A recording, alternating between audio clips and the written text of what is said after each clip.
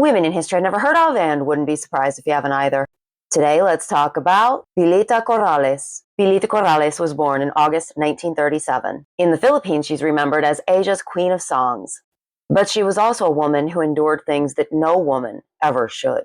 Pilita was the second eldest child of a conservative and upper-class family. She grew up in Cebu City. Now, after finishing school at the Colegio de la Inmaculada Concepcion in Cebu, she went on to a school in Spain. You want me to say it, don't you?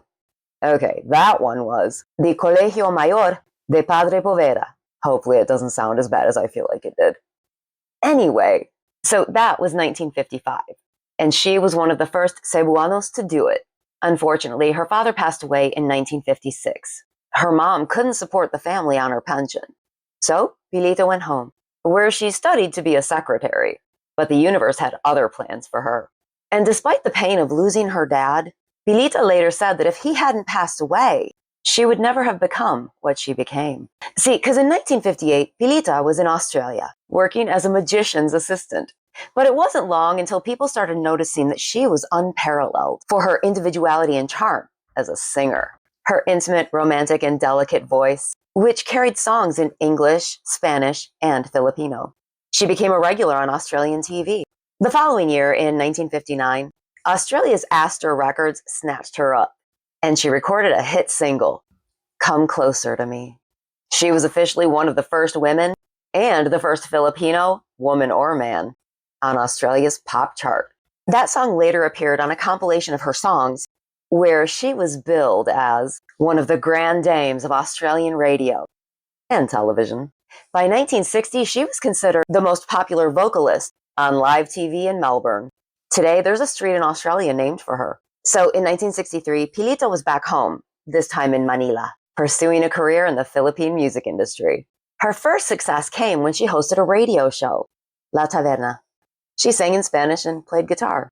Side note, sources said she couldn't read music, so she played guitar by ear. I know, badass, right? Later that same year, Pilita released a hit single, which became one of her signature songs, and #1 on the Hits of the World Billboard charts. It was called A Million Thanks to You. Oh, and just so you know, that song was later translated into 7 languages. Soon, she was a regular at the Manila Grand Opera House, and firmly on the road to becoming the Philippines' first superstar. Real quick, I gotta throw this in too, because it wasn't just music, it was acting too.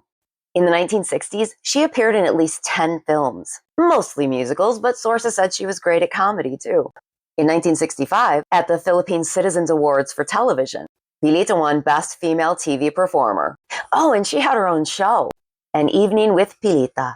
It ran from 1965 to 1972, and according to sources, it set the standard for musical variety shows in the Philippines. Oh, and in 1966, she was the only Filipina singer at Manila's Rizal Memorial Stadium, performing with this other tiny little act that maybe you've heard of, the Beatles. Yeah, so then the 1970s were pretty incredible for her. In 1972, she became the first Filipino to win on an international scale at the very first Tokyo Music Festival. She won Best Performer, beating out other acts like, Olivia Newton-John. It wasn't long before she was a household name in the Philippines, and the world was paying attention too. So much so that in the late 1970s, and by personal invitation of none other than Sammy Davis Jr., Pilita became the first Filipino to perform at Caesar's Palace in Las Vegas. Right, but it wasn't just him or the Beatles. She also shared the stage with performers like Bob Hope, Frank Sinatra, Julie Andrews, and Pat Boone. Often imitated, but never duplicated.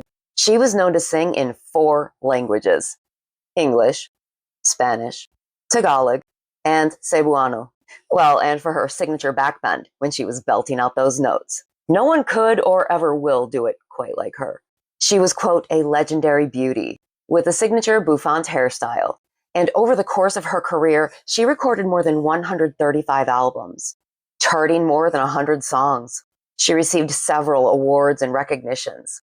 Besides that Tokyo thing, and among others, she received the first ever Asia Culture Award for showcasing the rich culture of the Philippines on the national, regional, and global stages, a Lifetime Achievement Award from the Philippine Association of the Record Industry, and an honorary doctorate in music, of course, from the University of the Visayas for her contributions to the Philippine music industry.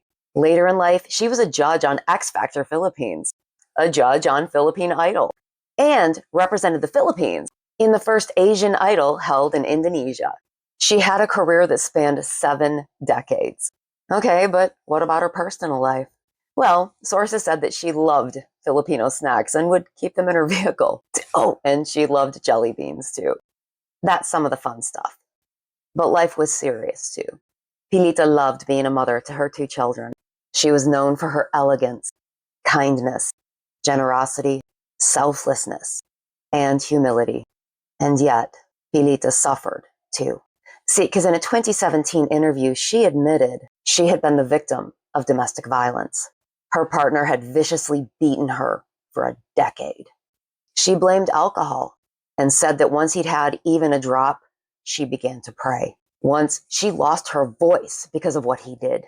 The doctor told her it would come back in 1 month.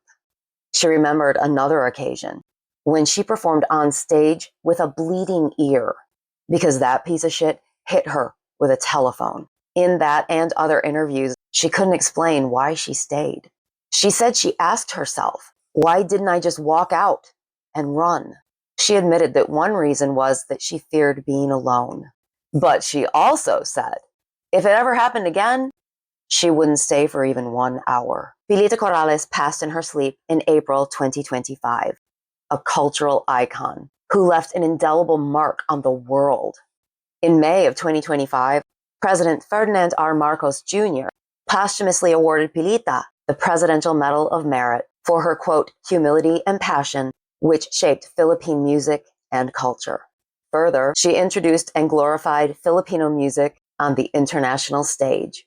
But Pilita's daughter, actress Jackie Lou Blanco, definitely said it best.